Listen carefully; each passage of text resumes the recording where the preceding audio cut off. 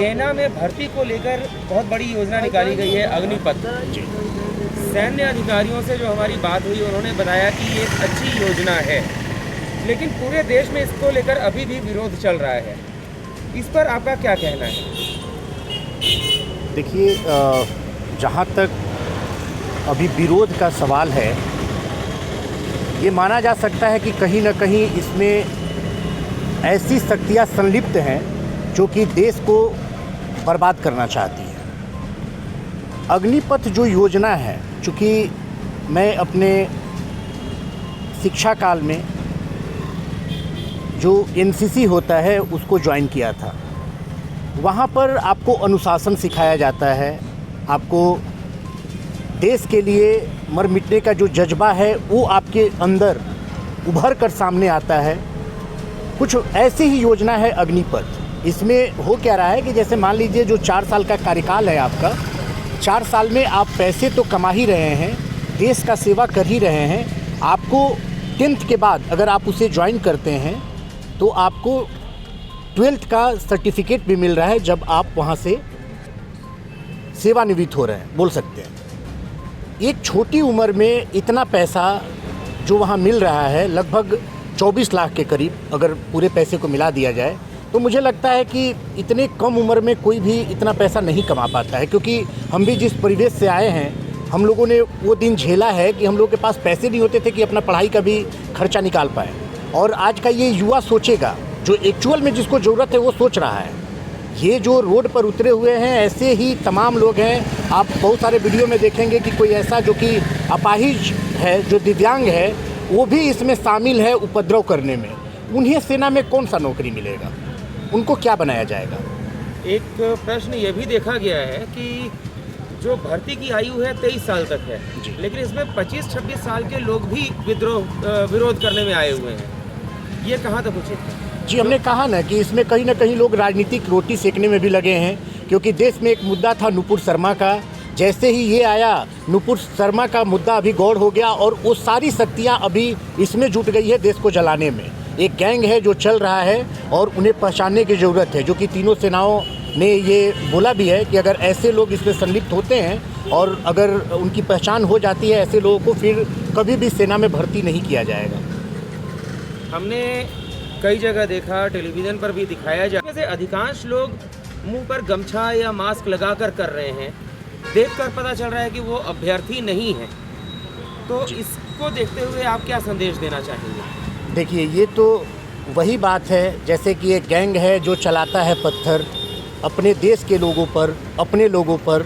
वो कौन है ये पहचानने की ज़रूरत है। वो भी मुंह बांध के आते हैं, ये भी लोग मुंह बांध के आ रहे हैं। हमारे यहाँ चोरियाँ होती है, वो लोग भी मुंह बांध के आते हैं। तो कहीं ये उसी गैंग के लोग तो नहीं? ये भी पहचानने की ज़रूरत है।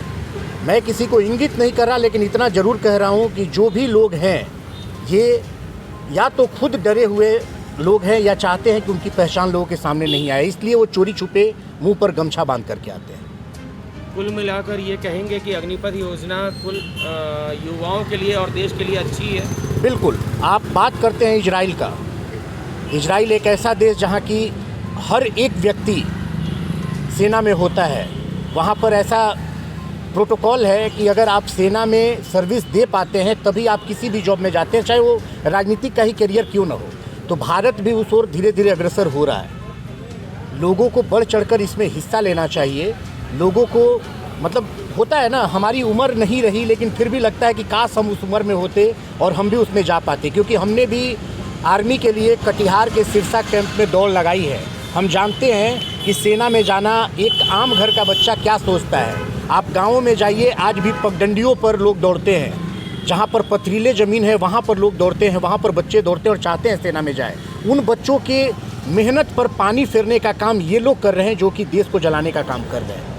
अगर वो 4 साल की नौकरी करके कम उम्र में इतने पैसे कमा ले तो हो सकता है वो अपना या तो बिजनेस कर ले या फिर और भी उसके लिए द्वार खुले हैं। 24 साल की उम्र में बहुत लोग नौकरी में नहीं आ जाते हैं, तो वैसे समय में वो कुछ न कुछ और पढ़ाई करके अपना अन्य सेक्टर में भी जाना चाहे तो जा सकते हैं। तो ऐसे लोगों के लिए ये लोग कहीं ना कहीं एक सांप का काम कर रहे हैं कि दूसरे का जो मतलब चूल्हा जलता उसको भी कहीं ना कहीं ये लोग पानी डालने का काम कर रहे हैं। केंद्र सरकार की तरफ से स्पष्ट किया गया है कि कई अन्य सुरक्षा बलों में इन्हें आरक्षण दिया जाएगा। बिल्कुल। इसमें कितनी सच्चाई है? देखिए सर, ये तो सेना के तीनों प्रमुख, जो 3 सेनाओं के प्रमुख हैं, उन लोगों ने भी कहा है कि आपको जैसे जहाँ तक मैं सोच पा रहा हूँ, आसाम राइफल्स वगैरह भी इसमें शामिल है, जिसमें कि 10% का जो भी छूट का उसमें निर्धारित किया गया है जी।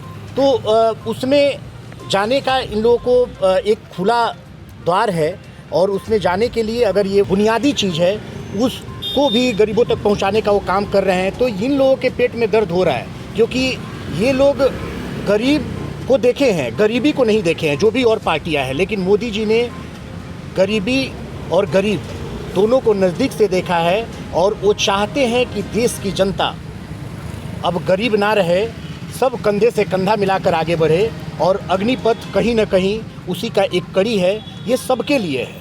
आप आइए, सबका स्वागत है। कुल मिलाकर ये कहा जा सकता है कि अग्निपथ का विरोध जो है वो छात्रों का नहीं बल्कि राजनीतिक विरोध है। बिल्कुल, ये छात्रों का विरोध नहीं है, क्योंकि जो देशभक्त है वो तो अग्निपथ का खुले दिल से स्वागत कर रहा है।